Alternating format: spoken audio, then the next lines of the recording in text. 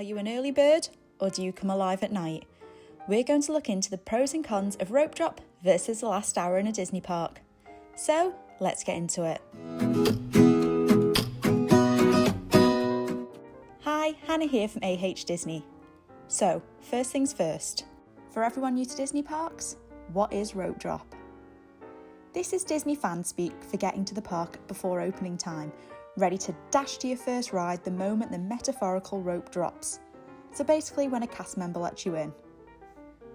To do this right, you'll want to arrive at the gates about 45 minutes early and at busier times an hour before you can get into the park.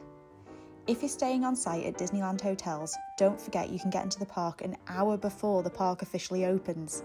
So you'll want to be at the gates 2 hours before the official park opening time. During the first hour, lines are noticeably shorter, and you can often tick off 2 or 3 major attractions before the bulk of the crowds have even made their way to the parks, and most are still at the hotel finishing their breakfast.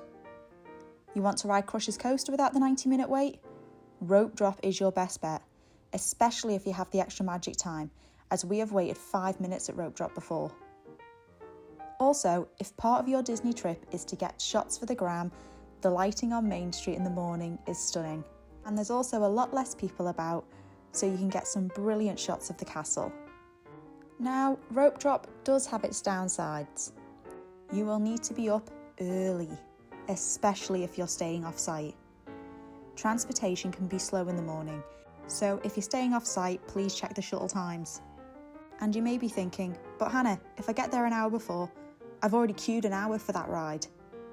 And while you're right, I like to think of it as free queuing, as your park ticket hasn't started yet, so it isn't costing you any money yet. So I'd rather get my money's worth spending my park time, not in a queue all the time. And if you're not a morning person, that 6:30 a.m. alarm can really sting after a long travel day.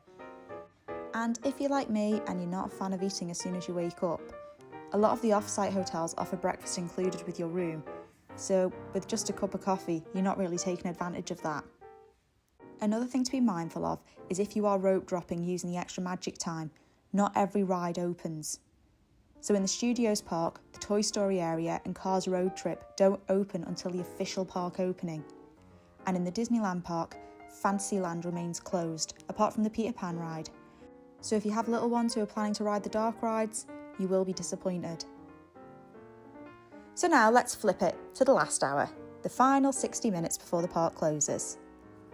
This time is seriously underrated. While most guests are lining up for the nighttime shows or heading to the exit, ride queues quietly drop to their lowest of the day. While I wouldn't recommend missing the castle show and fireworks if you only have one day in the park, if you are staying for a longer trip, this time is perfect. You can often walk onto rides that had 60-minute waits earlier. We're talking Big Thunder Mountain, Autopia, Tower of Terror, and even RC Racer, all with little to no queue.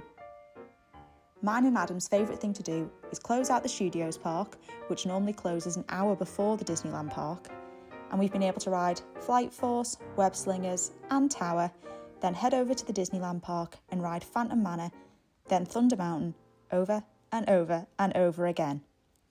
And if you time it right and join Big Thunder Mountain's queue 1 minute before the park closes, you have a chance of seeing the drones and fireworks whilst on the ride.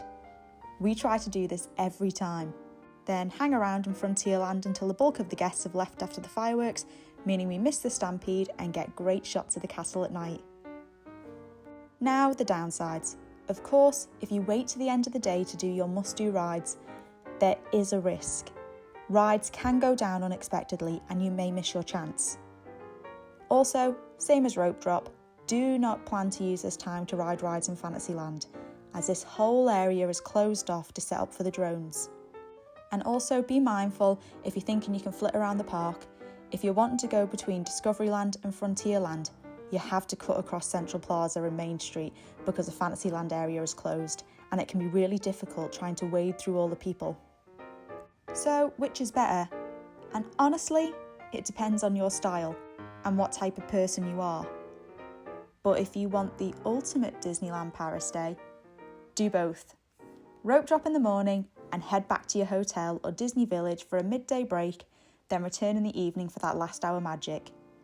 You'll avoid the busiest and hottest times of the day and experience the park at its best: morning freshness and nighttime sparkle. So let us know in the comments, are you team rope drop or team last hour?